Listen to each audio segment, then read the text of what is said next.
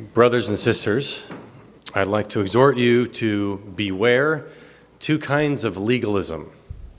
So one kind of legalism commits the error of trying to earn salvation by good works, and the other kind of legalism commits the error of trying to gain spiritual maturity with man-made rules. And I like to call these two kinds of legalism the legalism of the Judaizers and the legalism of the Pharisees.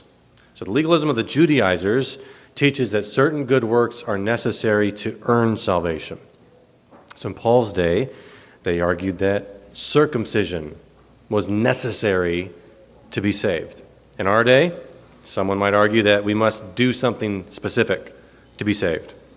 So to be saved, for example, you must not eat certain foods like bacon. Remember, that's a doctrine of demons. Or to be saved, you must never drink alcohol. Or to be saved, you must follow a specific list of man-made rules about what you may wear or not wear. So we reject the legalism of the Judaizers because the Bible teaches that we're not saved by our good works. Galatians 2:15 says, a person is not justified by works of the law, but through faith in Jesus Christ. So God does not justify us based on any good deeds that we do. We don't earn God's favor by what we do. We do please God by obeying Him, but we can't earn salvation. Only God, the Son, incarnate, can do that on our behalf. So we're saved by faith alone, in Christ alone.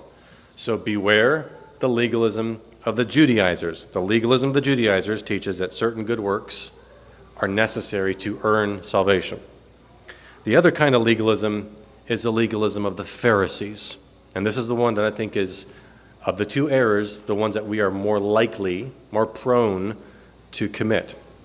So the legalism of the Pharisees teaches that the standard for your spiritual maturity is a list of man-made rules. In Paul's day, this included living by rules about what you may eat, what you may not eat, how you should treat certain holy days. In our day, someone might argue that you must meet a specific man-made standard in order to be spiritually mature. For example, to be spiritually mature, you must not eat certain foods like bacon. Or to be spiritually mature, you must never drink alcohol. Or to be spiritually mature, you must follow a specific man-made rule about what you may wear or not wear. I think that for our church, this second kind of legalism is more dangerous. The first kind is incompatible with Christianity.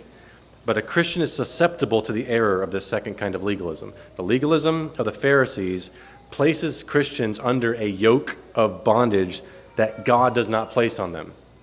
It adds to the Bible in a way that is needlessly restrictive. So whether you're talking about alcohol or dressing modestly or whatever, you should be committed to believe and obey whatever God says. So if God has spoken about the matter, you should say, I want to follow what God has said.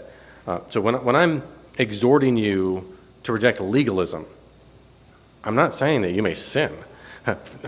For what you eat and drink and wear and 1,000 other matters, your allegiance must be to God. You obediently serve God. You do whatever God says, and you do it cheerfully.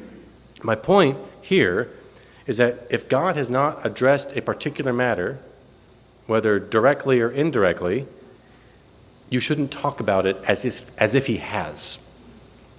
So in your righteous zeal to please God by obeying Him, I exhort you to beware two kinds of legalism.